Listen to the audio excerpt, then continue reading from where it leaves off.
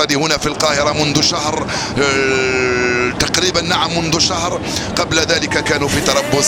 رياض هدفك لن أنساه، أمرتك بأن تضعها في الجول، حطيتها في الجول يا رياض، سمعتني؟ نعم يا رياض، هي الثانية النجمة للمنتخبية الجزائري في قميص كم هو غالي، في قميص كم هو غالي، بلقب كم هو غالي. الحمد لله يا رياض، فزنا بلقب كأس إفريقيا بشق الأنفس ولكن بجدارة واستحقاق. نعم بجرانيمين معافين بإذن الله. نعم افرحوا وارقصوا.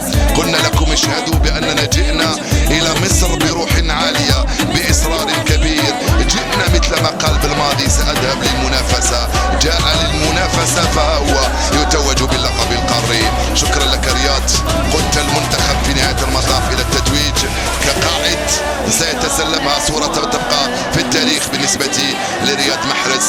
يمكن أن نردد النشيد ونردد كل الأناشيد الجزائرية. السيدة صاحبة الفخامة تسلم لصاحب الفخامة رياض محرز، يتسلمها. انتظروا قليلا، أنا متعود سأوضح لكم كيف نحتفل، كيف نرفعها سويا. نعم كيف نرفع هذه السيدة سويا، نزفها هنالك إلى الجزائر، نزفها هنالك إلى غزة وإلى الأراضي الفلسطينية وإلى كل أرض طيبة في هذه المعمورة. يا رياض ارفعها وخلصنا، يا رياض ارفعها وخلصنا، يا رياض ارفعها وخلصنا. تحيا الجزائر، تحيا الجزائر، تحيا الجزائر. الجزائر بطلة إفريقيا. انتظرنا ساعة من الزمن، بل انتظرنا أشهر وسنوات، انتظرنا سنوات عجاف لنتمكن من الفوز قاري. نعم فزنا بها اللقب القاري وتوجنا بجدارة واستحقاق أمام منتخب السنغال الذي كان بدوره رائعا. نعم كان بدوره رائعا.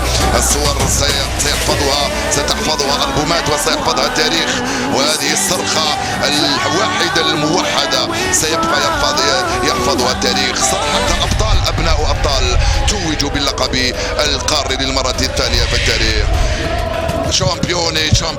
شامبيوني أبناء الاستقلال لا يخسرون في شهر الاستقلال. نحن نعرف بأنهم لم يخسروا ولا يخسرون